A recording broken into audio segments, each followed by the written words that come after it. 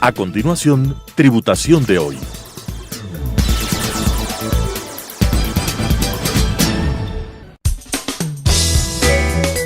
Clasificación A. Apto para todo público.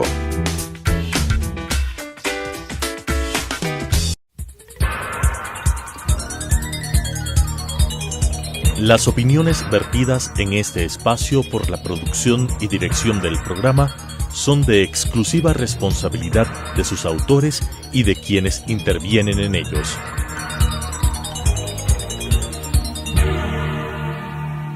Telesucesos Canal 29 UHF presenta Tributación de hoy, un programa destinado para los ciudadanos en su entorno fiscal para el Ecuador, con la conducción de la doctora Cristina Trujillo. Tributación de hoy. Tributación de hoy, un programa diferente donde vamos a abordar temas en el ámbito tributario, financiero, laboral, pero sobre todo la importante presencia de entrevistados que nos ayudarán a comprender nuestro marco legal. Hoy tenemos un invitado internacional. Estamos con Fernando Peretti, quien nos va a hablar sobre un tema de gran importancia, y tuvimos la oportunidad de ya hacer una entrevista en días pasados en el programa Conversando con Cristina, que nos quedaron muchísimas cosas por hablar con una gran audiencia, más de 1,200 personas conectadas. Realmente fue un programa muy interesante que nos nutre como país, y vamos a seguir hablando con Fernando. Fernando hoy ya no está en Ecuador, hoy Fernando se encuentra ya en el exterior, prestándose obviamente su contingente laboral, pero queremos, Fernando, invitarte en esta noche de tributación de hoy para que nos hables sobre este tema tan fundamental que es el fraude, cómo prevenirlo, cómo detectarlo, y que la gente se quedó muy enganchada, y vamos a hablar con un experto internacional. ¿Cómo eres tú, Fernando? Muy buenas noches y muchas gracias por volver a estar con nosotros. ¿Cómo estás, Fernando? Qué gusto volverte a mirar. Cristina? Buenas noches a toda la audiencia, los saludos desde Ciudad de México. Es un placer volver a estar contigo conversando. Mira, Fernando, qué lindo volvernos a mirar, a escucharnos, sobre todo por tu experiencia. Fernando es argentino, es una autoridad en el ámbito del fraude, representa una de las corporaciones más importantes también en nuestro querido país y a nivel internacional. Y Fernando, queremos hablar de una manera muy, muy sencilla en este espacio tan importante como es la televisión, como es Telesucesos. Y quisiera que retomemos con un concepto sencillo para todas las personas que en esta noche se están conectando. Rapidísimo, ¿qué es el fraude y por qué es importante prevenirlo? Y obviamente, si ya existe un tema de fraude, ¿qué es lo que tenemos que hacer? Fernando, muy buenas noches y bienvenido, como ya lo dijimos hace un momento. Cuéntanos un poquito para entrar en tema. Gracias, Cristina. Mira, voy a tratar de dar una definición muy sencilla y práctica respecto de qué es el fraude en el contexto laboral. Vamos a hablar de fraude cuando estamos en presencia de una conducta que tiene determinadas características particulares. En principio, es una conducta que ocurre de forma sutil, es una conducta que la persona que la comete busca ocultarla, precisamente porque sabe que lo que está haciendo es un incumplimiento, es una defraudación. Por supuesto que incluye también el hacerse de forma indebida de bienes o derechos que no le pertenecen. Vamos a hablar del fraude en el contexto laboral, por medio del cual una persona, que puede ser tanto empleado como un tercero, trabajando o en el contexto de negocios, de forma indebida se hace de bienes o derechos de la compañía, y lo hace de forma absolutamente pensada, planificada, y con los mecanismos como para poder ocultar esa maniobra. Por eso es tan difícil de detectar el fraude corporativo. Entendemos que hay muchas estadísticas a nivel internacional y todas tienen, de algún modo, comparten esta particularidad, que siempre vamos a hablar de estadísticas respecto de los fraudes detectados, porque hay una gran cantidad de los mismos que ocurren, que trascienden en la organización y que no sabemos qué está pasando hasta el momento que se detectan, con lo cual es un fenómeno que tiene un impacto muy grande en las empresas. Algunas estadísticas internacionales nos hablan de que el 5% de los ingresos de las compañías se pierden por culpa de maniobras relacionadas con fraude.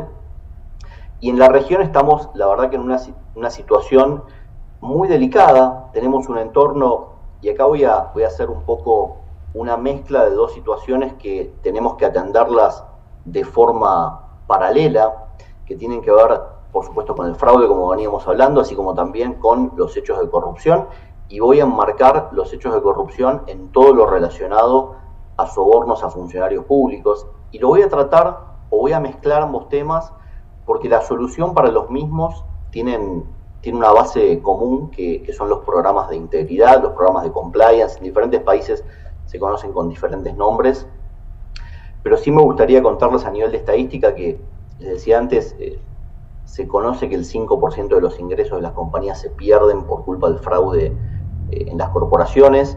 Por otro lado, en Latinoamérica estamos en un entorno donde la corrupción abunda.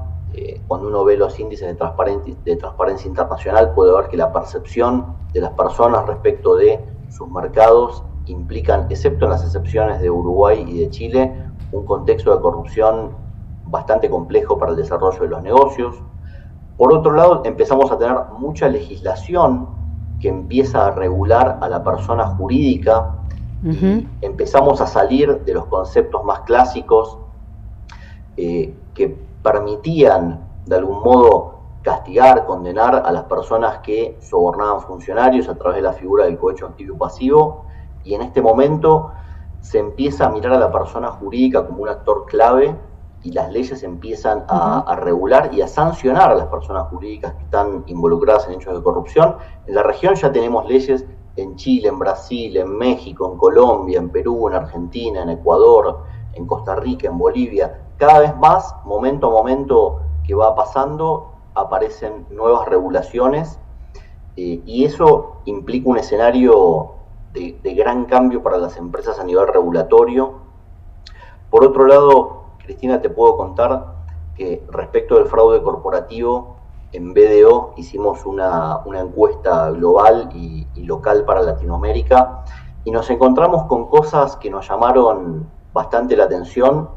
En el caso de Latinoamérica, vemos una estadística que nos preocupa bastante.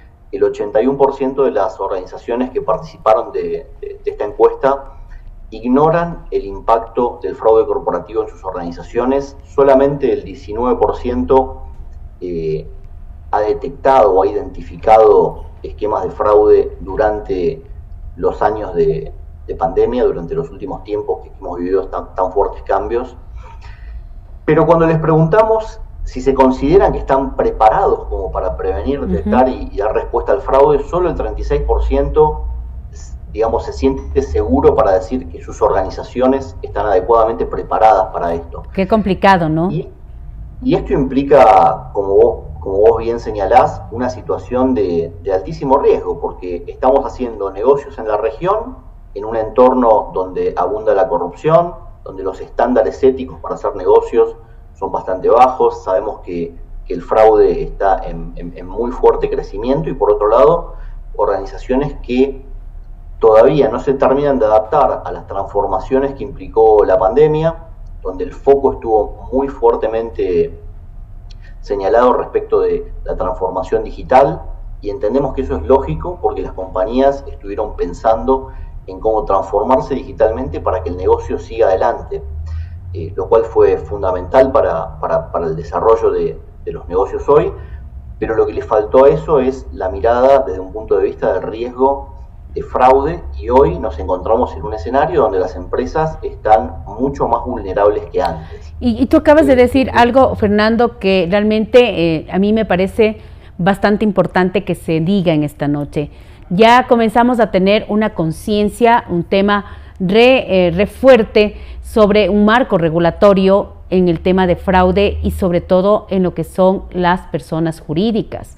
Siempre lo habíamos enfocado en que el fraude está cometido específicamente por las personas naturales. Y otra de las cosas que tú acabas de decir, Fernando, y que realmente es importante para nosotros, es de que a veces uno se pregunta hasta que sucede el hecho, ¿y por qué no me di cuenta?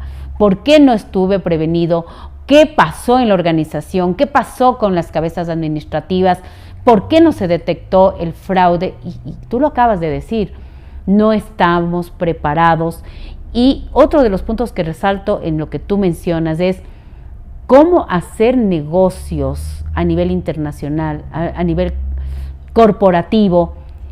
Primero, si en un país no existen estas regulaciones en el ámbito legal, y segundo, si no existe una verdadera conciencia de implementar estos controles preventivos dentro de las organizaciones. ¿Cómo miras tú la experiencia que estamos viviendo o que vamos a vivir, o cómo nos ves ahorita nosotros como país, como Ecuador? Mira, sobre eso, Cristina, me gustaría compartir alguna información y reflexiones en la línea de lo que venía diciendo antes y mezclándolo un poco con la experiencia profesional. Te puedo decir que me sobra la cantidad de casos en los cuales compañías que sufren hechos graves de fraude a partir de ese hecho toman conciencia del riesgo y a partir de ahí empiezan a trabajar de forma mucho más integral para prevenir, detectar y poder dar una respuesta eficaz al fraude. Pero te diría que es muy común en la región que las compañías empiecen a hacer esto después de haber sufrido un hecho grave. De algún modo, el impacto del fraude... Caer para aprender, es la frase acá, caer para aprender. Te tocó caer, te tocó vivirlo en carne propia como organización y te toca hoy implementar. Qué duro decirlo, pero es la realidad de América Latina.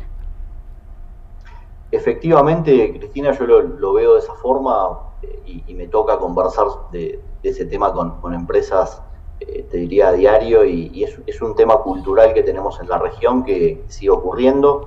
A nivel de impacto en sí respecto de las tipologías, lo que hemos visto es que creció muchísimo el fraude basado en breaches de ciberseguridad. Entonces, lo que está pasando ahora es que cerca de un 60% de los hechos de fraude tienen un componente de ciberseguridad presente. Wow. Y esto está muy relacionado con lo que yo decía antes. Nos transformamos digitalmente a pasos acelerados, la pandemia nos obligó a eso, y ahora tenemos que empezar a darle una mirada de seguridad a toda esa transformación digital, y muchas compañías están empezando a tomar conciencia de eso a partir de, como te explicaba antes, haber sufrido casos, que esos casos tienen en muchos casos impactos más que significativos. Pensemos que a nivel estadístico, cerca de la mitad de los casos de fraude tiene un impacto mayor a los $100.000 por caso. Wow. Entonces, qué alto. Estamos hablando de cifras que son realmente significativas, y cuando las empresas empiezan a poner eso sobre la mesa y evalúan el impacto de un caso de fraude versus el impacto de empezar a invertir para tener programas de integridad que les permitan de algún modo navegar esta nueva realidad de forma segura, digamos que la respuesta cae de maduro y de forma muy sencilla empiezan muchas compañías a tomar la decisión de invertir, porque realmente es una inversión a la cual le sacan provecho inmediato, te diría. Y es así, Fernando, porque tú acabas de decir algo interesante. Vamos a tener que tomar muy en cuenta que nuestra realidad después de la pandemia, en esta realidad, yo le digo virtual que nos toca, no va a irse. Vamos a seguir teniendo estos trabajos ya como una herramienta muy normal, incluso hoy, de que las organizaciones van a hacer mucho trabajo virtual. Trabajo, como tú lo acabas de decir, y estamos más expuestos, y tú lo acabas de mencionar y concuerdo perfectamente, muchos más expuestos al tema del fraude, pero tenemos que comenzar a generar estos programas, este tipo de implementaciones como organizaciones, como empresas, porque hay que hacerlos, Fernando, hay que hacerlos. Y ahí viene la pregunta, mi querido Fernando, ¿cómo es dar este primer paso? Soy una mega organización, tengo ya una política, hoy por hoy, ya hablando después de lo que se está viviendo actualmente con la pandemia, y he decidido, Fernando, que definitivamente el 90% de mis operaciones van a ser a través de actividad virtual. Este es el escenario, Fernando. Yo soy una empresa, soy un empresario, y te estoy escuchando, yo realmente comparto, y el empresario comparte que está más expuesto al fraude, ¿cómo comenzamos a generar estos procedimientos de control o estos programas de control o tomar esta decisión de que no quiero estar expuesto a este tipo de fraudes en un porcentaje muy, muy alto o ser una empresa vulnerable? ¿Qué hacer, Fernando? ¿Cómo comenzar? ¿Cómo tomar esa conciencia? ¿Cómo vamos a decirle al empresario, usted lo puede hacer? Mira, Cristina, respecto de eso, lo que te diría es, no debemos, o por lo menos mi sugerencia a las empresas es no perder la calma, no pensar que este tipo de iniciativas son imposibles o que requieren inversiones millonarias y que toman años en poder llevarse adelante, sino todo lo contrario. Estamos hablando, cuando hablamos de programas de compliance, y acá lo voy a enfocar en la prevención del fraude, vamos a estar hablando de un conjunto de elementos, de políticas, de tecnologías, de herramientas que van a ser coordinadas por una persona en la organización que en muchos países se llama compliance officer o oficial de integridad. Muy bien. Y esta persona va a tener un rol, yo te diría, fundamental en trabajar para orientar el comportamiento humano hacia un comportamiento ético en los negocios. Lo que queremos es hacer negocios de forma ética, que ese mensaje permee en las personas y que trabajemos en un entorno lo más regulado desde el punto de vista ético posible, con niveles de control que permitan tener una primera línea de defensa respecto de control interno que pueda detectar incumplimientos, poder tener segundas líneas donde acaba de participar mucho el compliance officer pensando en los riesgos. El fraude no deja de ser un riesgo al que la compañía está expuesta, y en esta gestión del riesgo de fraude va a ser muy importante, por supuesto, tener personas con expertise en la gestión de riesgos, en poder pensar los procesos de negocios de la organización, empezar a salir de los departamentos de las empresas y pensar en el trabajo de forma mucho más integral, como procesos que están encadenados, y poder sobre esos procesos hacer un análisis bien detallado de dónde están los riesgos de fraude en cada uno de ellos, y paso siguiente, empezar a tomar decisiones respecto del tratamiento de esos riesgos que identificamos, que van a ir en general muy de la mano de estar asociado a controles. Si tenemos un riesgo de que se cometa fraude en una circunstancia particular, por ejemplo, en determinados pasos de los procesos de compras, de recepción de mercaderías, de manejo del stock, etcétera, lo que vamos a hacer como organizaciones es poner controles que nos permitan medir si esas transacciones están de algún modo siendo ejecutadas de acuerdo a las políticas de la compañía, y por supuesto vamos a tener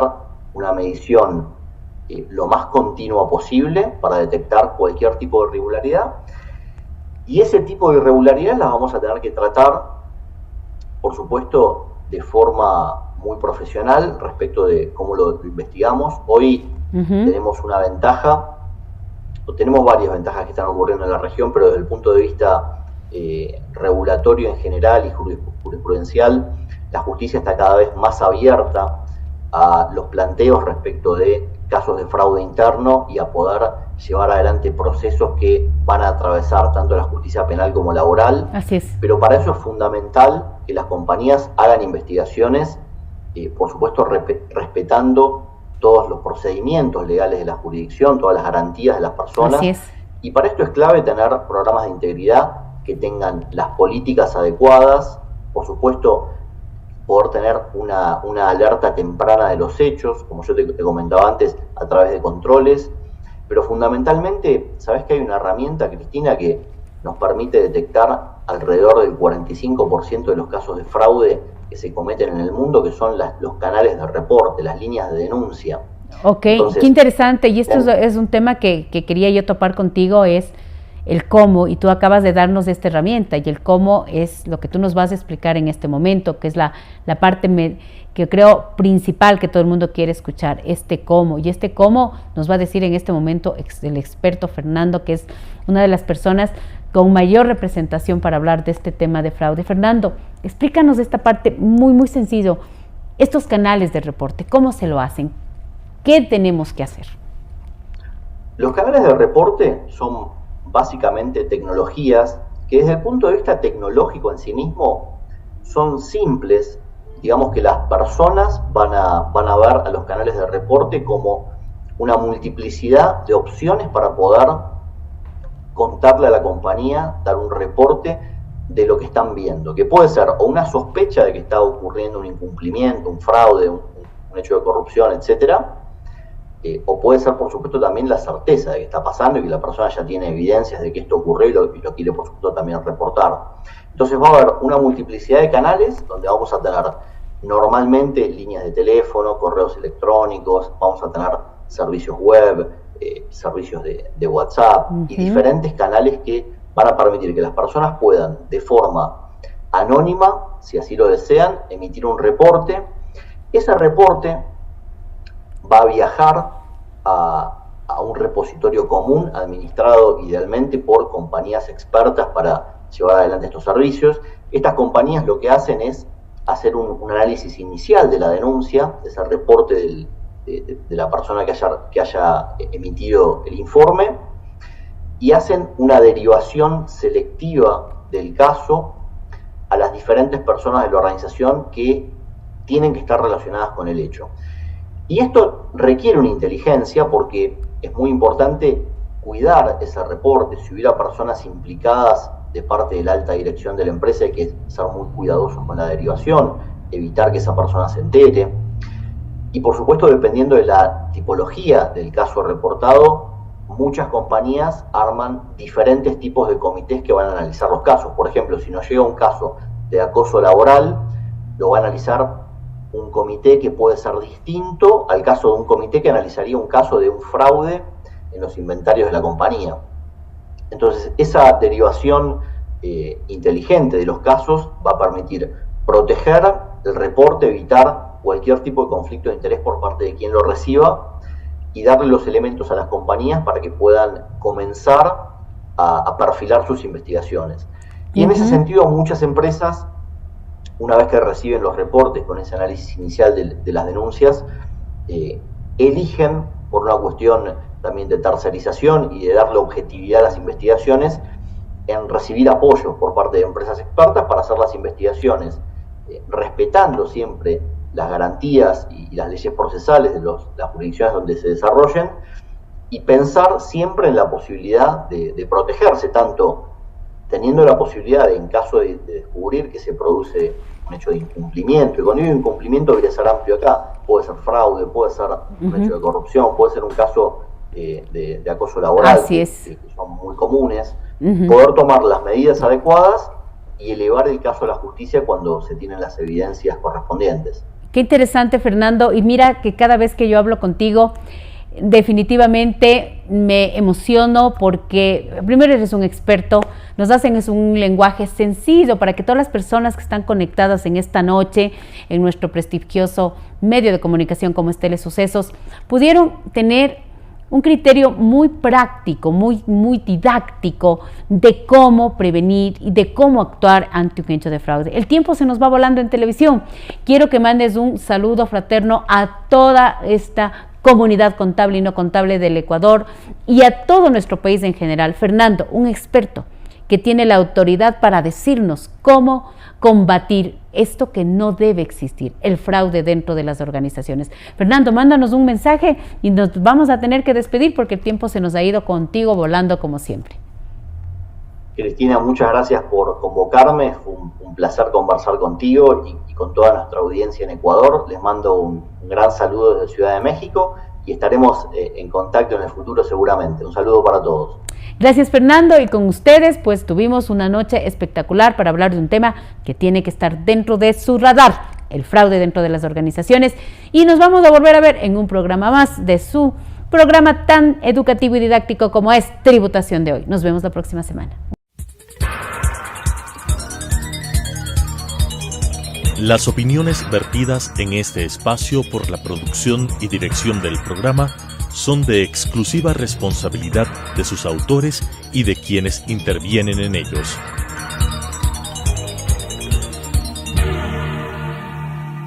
Telesucesos Canal 29 UHF presentó Tributación de Hoy, un programa destinado para los ciudadanos en su entorno fiscal para el Ecuador, con la conducción de la doctora Cristina Trujillo. Tributación de Hoy.